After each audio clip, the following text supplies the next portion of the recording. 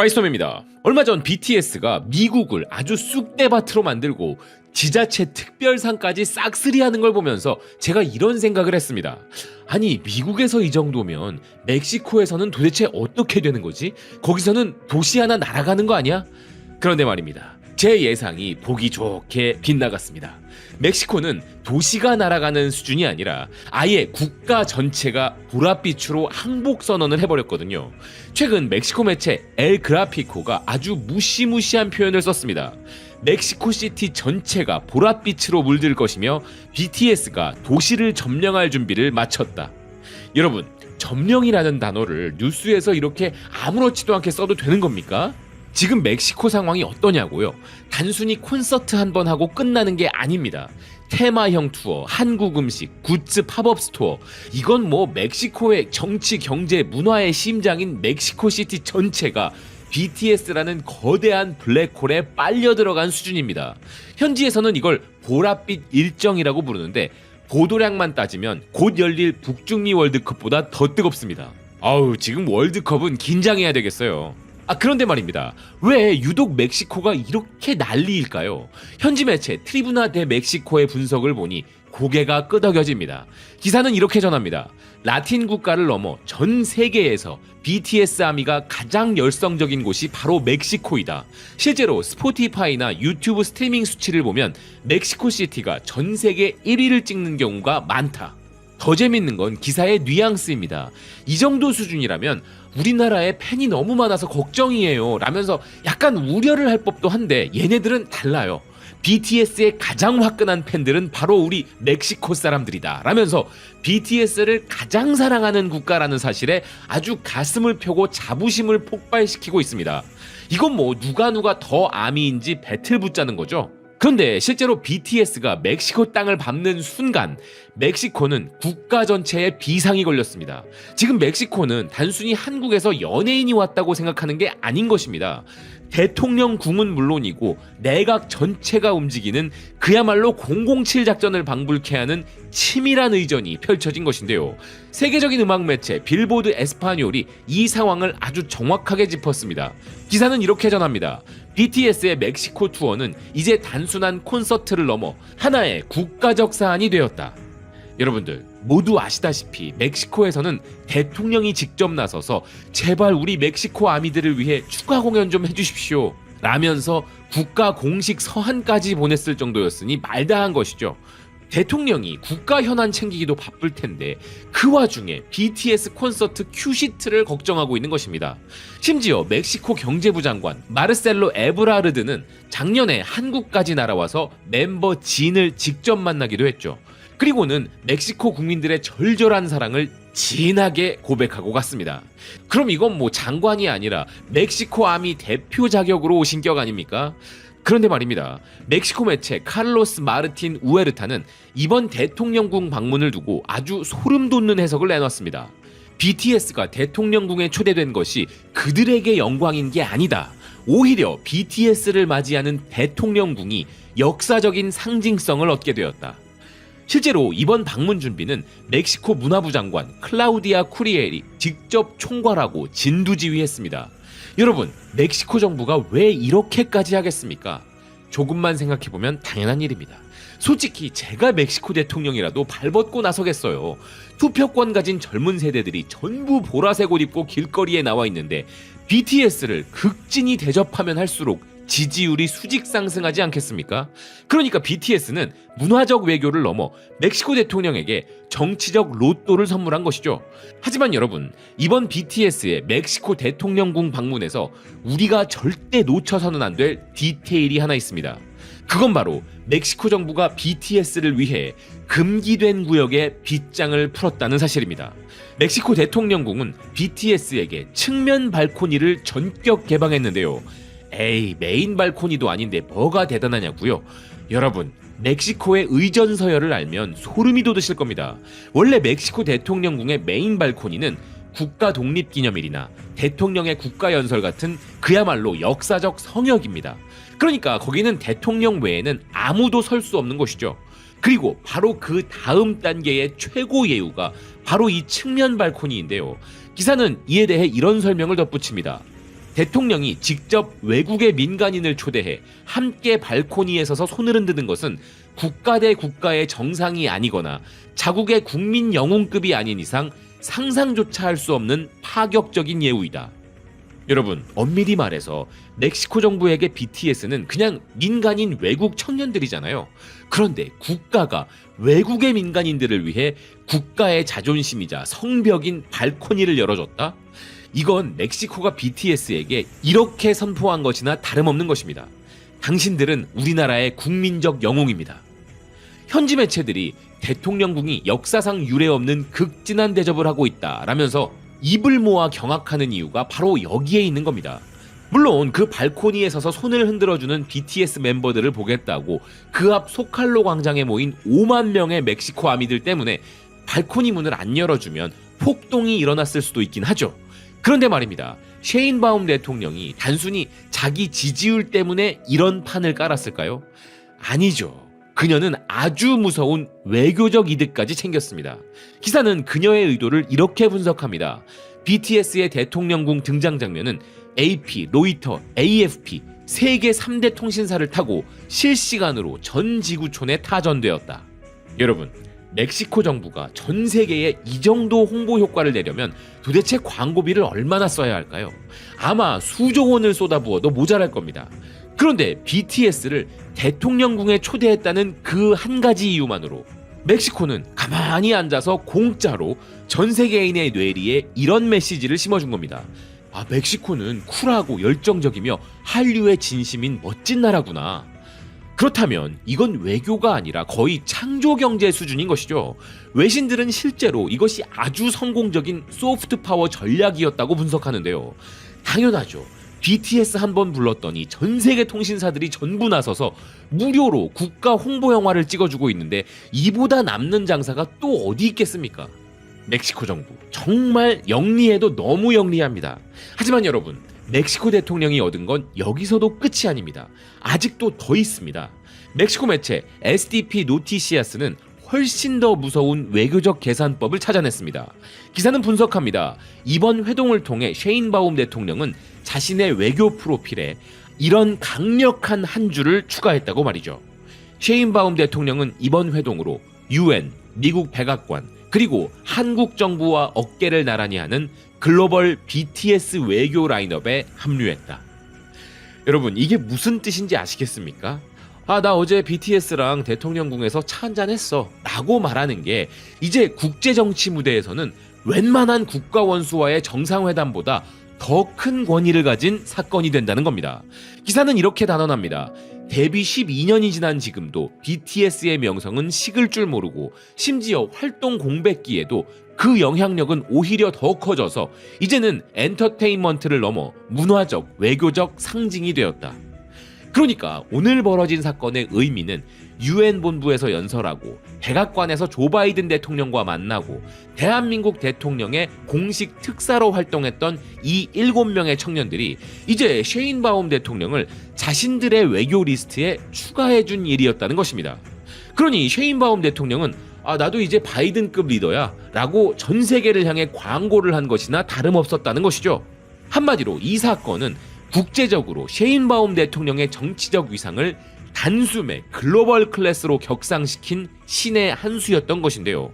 따라서 BTS는 전문 외교관은 아니지만 사실상 그 어떤 정통 외교관도 감히 받아낼 수 없는 최고의 국빈 대우를 받기에 마땅한 우리 민간 외교의 보석인 것입니다.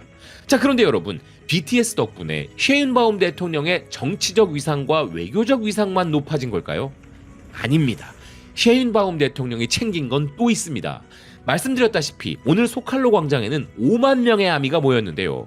웬만한 대형 스타디움을 가득 채우고도 남을 엄청난 군중이 오직 대통령궁 발코니에서 잠깐 서서 인사해주는 우리 7명의 대한민국 청년을 보기 위해 거기에 모인 것입니다. 세계적인 통신사 AFP는 이에 대해 경악을 금치 못하며 이렇게 전했습니다. BTS가 멕시코 대통령궁 앞에 무려 5만 명의 군중을 집결시켰다. BTS는 이제 단순한 팬덤을 넘어 국제뉴스가 추적해야 할 국가적 규모의 문화 현상이 되었다. 멕시코의 한 현지 매체는 이 상황을 이렇게 묘사했습니다. 극심한 무더위 때문에 소방차가 계속 물을 뿌려야 할 정도였는데도 BTS 아미들은 한치의 흐트러짐도 없었다. 많은 이들은 감격해서 눈물을 흘리기도 했다. 그들은 지금 역사적 순간에 서 있다면서 자신들이 사랑하는 아티스트가 대통령궁 발코니에서 제대로 된 환영을 받고 있다는 사실에 감격하였으며 그게 너무나 영광스럽고 감동적이라고 말했다. 그러니 셰인바움 대통령도 이 열기를 놓치고 싶지 않았겠죠. 그녀는 현장에서 멤버들의 손을 꼭 잡으며 이렇게 말했습니다. 내년에도 꼭 반드시 다시 와주세요. 또 다른 현지 매체는 이에 대해 이렇게 전합니다. 셰인바움 대통령이 자신의 SNS에 이 발언을 실시간으로 올리며 자신이 내년 BTS 월드 투어에 대한 확답을 직접 받아내기 위해 노력했음을 멕시코 국민들에게 대놓고 자랑했다. 아니 대통령님 지금 국정 운영하시는 거예요? 아니면 덕질하시는 거예요? 근데 저라도 그랬을 겁니다. 5만 명의 표심이 눈앞에서 보라색으로 출렁이고 있는데 여기서 내년에 또 오세요 안 하면 오히려 그게 직무유기 아닙니까? 그러니까 셰인바움 대통령은 아주 영리하게 1열 아미 자리까지 차지해버린 것이죠. 그럼 여기서 제가 궁금해지는 것은 다음 투어를 가게 될 국가들의 반응인데요. 6월 말부터는 스페인을 시작으로 유럽을 돌게 되는데 유럽의 대통령들은 또 어떤 반응을 보일지 너무 궁금합니다. 솔직히 그들도 고민되지 않겠습니까? 이런 국제적 국가 홍보 기회를 잡을 것이냐 말 것이냐를 놓고 말이죠. 하지만 이제 우리 아재 팬들의 감동은 여기서 잠시 넣어두고 아주 냉정하고 치밀한 바이스톤 모드로 들어가 보겠습니다. 자, 상황이 이러하다면 BTS가 멕시코에게 가져다줄 경제적 이득은 도대체 얼마나 되는 걸까요? 지금 계산기를 두드려본 멕시코 상공회의소가 입이 귀에 걸렸다고 하는데요.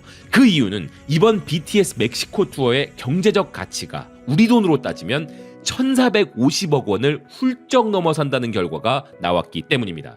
멕시코의 비즈니스 전문 매체 엠프렌데도르는 이번 사태를 아주 엄중하게 분석하며 이렇게 보도했습니다. BTS의 대통령궁 방문은 단순한 대중음악 이벤트가 아니라 멕시코의 공공 담론과 경제, 심지어 국가 정체성 문제로까지 확장된 말 그대로 멕시코 최대의 역사적 사건이다. 또한 이번 사건은 한국의 한류가 이제 할리우드에 당당히 맞설 수 있는 글로벌 문화 영향력의 강력한 도구로 확실히 올라섰음을 입증했다. 그러니까 이제 BTS는 7명의 청년이 아닙니다. 살아 숨쉬는 대한민국 국가 브랜드 그 자체인 것이죠. 매체는 특히 이 지점을 소름 돋게 파고들며 이렇게 말합니다. 멕시코가 BTS를 국빈급으로 대우한 것은 그들의 정치, 경제, 문화적 규모를 공식적으로 인정한다는 신호인 것이다. 더 놀라운 건 그들의 방문이 한국이 멕시코와 벌이고 있는 경제기술 협력이 최고조에 달한 시점과 딱 맞물려 있다는 점이다. 한국의 대중문화는 정치, 경제, 국가 담론에까지 직접적인 영향을 주는 수준에 도달했다. 그러니까 여러분, 여기서 우리는 아주 중요한 본질을 꿰뚫어야 합니다. 이번 BTS의 대통령궁 방문은 대한민국이라는 국가 브랜드의 총체적 상징이 멕시코의 심장에 깃발을 꽂은 사건이란 겁니다. 기억하시죠? 지난 영상에서 브라질 전문가가 브라질 사람들은 이미 한국을 받아들일 모든 준비를 끝냈다라고 했잖아요. 놀랍게도 그 현상이 지금 멕시코에서도 판박이처럼 일어나고 있습니다. BTS가 깔아놓은 보랏빛 카펫 위로 한국의 문화 소비가 흐르고 그 끝에는 한국 제품 최고, 한국이랑 비즈니스하고 싶어 라는 산업적 열망이 기다리고 있는 것입니다. 여러분, 멀리 볼 거 뭐 있습니까? 우리가 미제 청바지 입고 일제 워크맨 듣던 시절 왜 그랬겠어요? 그 나라 문화가 멋있어 보이니까 물건까지 좋아 보였던 거잖아요. 이제는 그 화살표의 방향이 우리 대한민국으로 향하고 있다는 걸 체감하셔야 합니다. 이런 흐름을 보며 멕시코의 지식인들은 또 가만히 있겠습니까? 멕시코의 유력 논평 매체 오이 타마울리파스가 아주 뼈 때리는 분석을 내놨습니다. 기사는 단언합니다. K-팝은 이제 음악 장르가 아니다. 이건 한국이 전 세계에 자국 이미지를 투영하고 경제적, 문화적 영토를 확장하는 국가 전략이다. 한국은 그들의 문화를 통해 전 세계 젊은 세대를 하나로 묶고 국가 브랜드의 가치를 높임으로써 새로운 경제적 기회를 창출하는 완벽한 구조를 구축해냈다. 이처럼 이제 멕시코를 포함한 수많은 국가가 단순히 한국 문화를 소비하는 걸 넘어 도대체 한국은 어떻게 성공했나 하며 이 구조 자체를 해부하기 시작했다는 겁니다. 그러니까 불과 얼마 전까지만 해도 우리가 선진국들 따라가느라 바빴는데 이제는 전 세계가 우리 시나리오를 훔쳐보려고 난리인 것입니다. 기사는 특히 BTS를 가리켜 창의성, 조직력, 국가 브랜드 전략이 결합된 복합 모델의 정점이라고 극찬했습니다. 과거에는 딴따라라고 불리며 무시당하던 엔터테인먼트 산업이 이제 우리나라의 국가 정체성과 국제 경쟁력의 핵심 병기가 된 것이죠. 그러면서 이 기사는 이런 날카로운 질문을 던집니다. 언제까지 한국의 성공에 박수만 치고 있을 것인가? 그렇죠. 이제 정신 차리라는 이야기죠. 기사는 빨리 한국을 배우라며 절규한 것입니다. 이어서 기사는 멕시코 역시 21세기형 국가 전략을 짜려면 한국의 사례를 반드시 참고해야 한다고 선언했는데요. 하지만 지금부터가 오늘 이야기의 가장 짜릿한 대목입니다. 누군가에게 롤모델이 된다는 것만큼 우리가 선진국의 반열에 올랐다는 확실한 증거가 또 있을까요? 그런데 지금 멕시코의 최고 엘리트들 사이에서 아주 파격적인 선언이 터져나왔습니다. 멕시코의 국가전략 전문가인 조너선 루이스 토레가 아예 대놓고 이렇게 말했거든요. 멕시코 청년들아, 지금 당장 한국어 공부부터 시작해. 칼럼니스트 토레는 이런 말로 아주 냉정하게 국제 정세를 분석합니다. 중국이 경제적 덩치만 키우며 전진하는 동안 한국은 경제는 물론 문화라는 강력한 날개까지 달고 양면에서 전 세계를 폭격하고 있다. 여러분, 이어지는 이 양반의 분석이 진짜 기가 막힙니다. 지금 미국이나 유럽이 아시아 눈치 보느라 정신없는데 멕시코는 거대한 파도 밖에서 그것을 구경만 하고 있다. 특히 미국의 트럼프가 중국식 통제 모델을 부러워하며 미국의 경찰 권한을 강화하고 있는데 한국은 아주 조용하지만 무섭게 자신들만의 민주주의 소프트 파워로 세계의 중심을 향해 파고들고 있다. 그러면서 필자는 멕시코시티에서 전기자전거 열풍을 일으킨 한국계 인플루언서 크리스티안 킴의 사례를 들며 한국이 아시아 밖에서도 얼마나 빠르게 주류 사회를 장악하는지 조명했습니다. 심지어 필자가 최근 방문한 라면 익스프레스라는 작은 가게는 30세 이하 젊은이들로 발 디딜 틈이 없었다는데요. 필자는 이렇게 말합니다.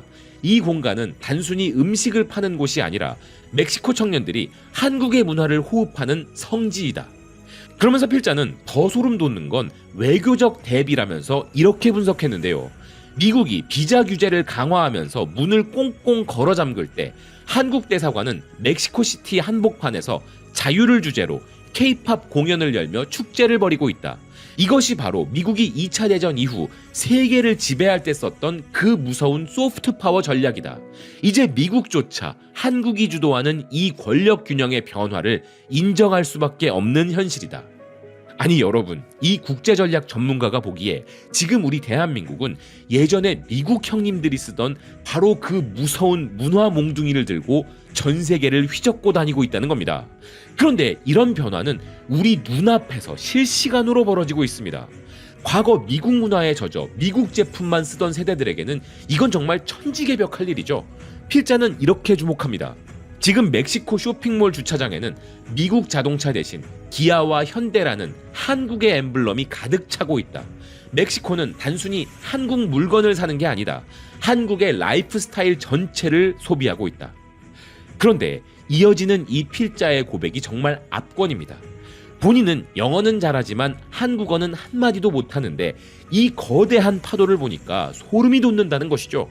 그래서 멕시코 젊은이들에게 이렇게 일갈했는데요. 멕시코 청년들아, 미국과의 관계도 중요하고 중국 문화를 이해하는 것도 중요한 일이지만 한국 문화와 한국어는 필수야. 그게 지금 가장 유능한 생존 전략이야. 아시다시피 한중일 3국은 산업적으로나 지리적으로나 늘 숙명의 라이벌일 수밖에 없습니다. 그리고 그 치열한 전쟁터는 이제 아시아를 넘어 전 세계로 확장되었죠. 누구도 중국의 거대한 경제적 지배력을 부정할 순 없습니다. 하지만 우리 대한민국 역시 중국과 아주 매섭게 경쟁하고 있습니다. 그런데 여기서 우리가 중국과 확실히 차별화되는 지점이 하나 있죠. 그건 바로 우리가 전 세계의 마음을 사로잡는 문화적 지배력을 가진 국가라는 점입니다. 이건 우리 국가 경쟁력에 있어 정말 엄청난 힘이 됩니다. 멕시코 입장에서 미국, 중국, 한국, 일본은 모두 경제적으로 중요한 파트너들입니다. 하지만 멕시코 지식인의 시선은 날카롭습니다. 조너선 루이스 토레는 이렇게 지적했는데요.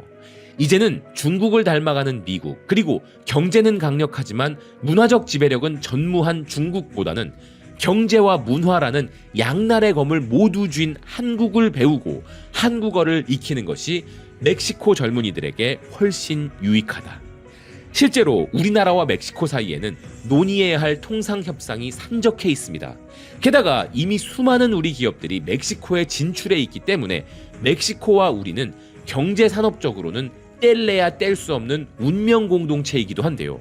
그런데 이런 경제정책을 펼치고 파트너를 선정할 때, 그리고 현지에서 유리한 여론을 조성할 때 멕시코를 우리 문화의 힘이 지배하고 있다는 사실과 그들에게 국빈 대접을 받는 BTS를 우리가 보유했다는 점은 정말 상상 이상의 큰 도움이 되는 것이죠. 사실 특정 국가의 문화가 이렇게 쓰나미처럼 유입되는 게 멕시코 입장에서도 마냥 달가울 리는 없을 것입니다. 만약 그 문화 속에 자국민들에게 해로운 요소가 있다면 더 그렇겠죠. 하지만 한류가 전 세계에서 이토록 뜨겁게 환영받는 이유가 무엇일까요? 바로 이 문화는 그 누구를 억압하거나 지배하려 하지 않으며 누군가에게 해를 끼치는 문화도 아니라는 것을 전 세계가 이미 알고 있기 때문입니다. 앞으로 우리 정부와 대통령이 추진할 모든 국가 간 회담과 협력의 테이블에서 한국 문화는 절대로 빠지지 않는 핵심 화두가 될 것입니다. 이 문화의 힘은 이제 예술의 영역을 넘어 경제와 외교적 위상까지 강력하게 만들어주는 우리 시대 최고의 무기이기 때문입니다. 그리고 우리는 바로 그런 세계가 부러워하고 배우고 싶어하는 문화의 힘을 가진 국가 대한민국에 살고 있습니다. 오늘 바이스톰이 준비한 소식은 여기까지입니다. 시청해주셔서 고맙습니다. 또 뵙겠습니다.